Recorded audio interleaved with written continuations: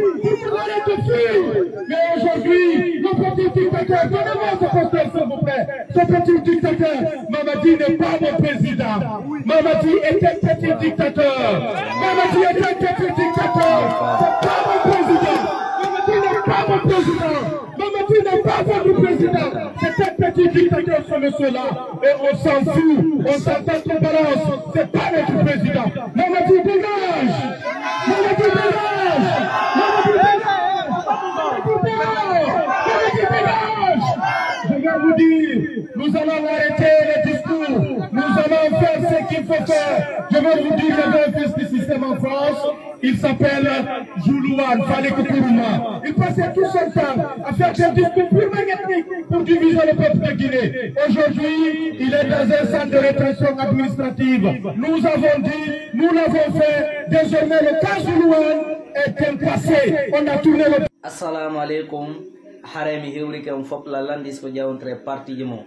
Si tawi Mamadi Doumbouya no yida dum ko kander pays to dum ko palais to dum ko ministre be makko ben kambe clam bandi on ko kambe ton hidimo menen men hidamo men sokka jure makko meden andi kadi nyande o yalti do o ombiti hunduko makko indi wona e candidat on nyande mo ye masibo wada don kade leydi parce que halaji didi wawata yaadude o huuri ko indi wonta candidat wawata hudade do kadi o inna wada dum no ko fenande no wawata marsude non.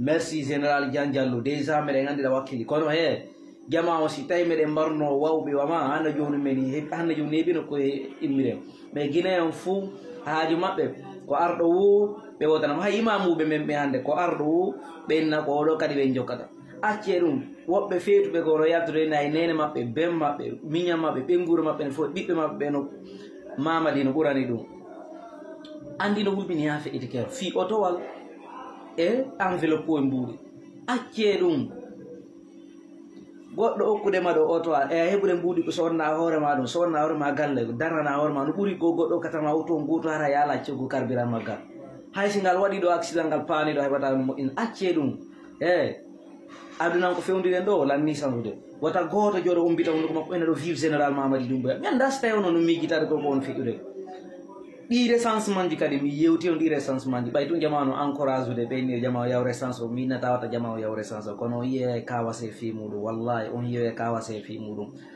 na juuti ngol tar ko me he stay Mamadi no ida dum ko kande peyi don stay mo hida kande lagi ta kapale présidentiel ko gouvernement kambe clam bandi e kambe wona be jonede auto je sorti 10 4x4 menen mede ngandi men yida mo men sokkaaju de makko ade mo wolata ko o ino 31 décembre pouvoir on hakkite mo goto wata fo yaltituno seedi don o wawata addande do jama on ha hande ko goddum ko men yale bayno wala mi ko odo senindira ni men bombe be himbe nafiki be himbe bombe be himbe mojjube be himbe nafiki be o senindira ni men o jarama non bayo senindira ni men a très bientôt mais ko minet sukabe on be ben ko bawo si tayi be holli en to be warde jama ka peyi ton ta jabu be araga wota wadana mbipiji gon ton betis yidi yo hatto kader peyi ton mais si be yalti ka peyi ton be arido be sikki be wadana en to be wada en be ukka en do pression ni gon to wallahi ko en dutturu jare ko en jasube wata jabu fes e mudum be ara do be holla en ko be ombe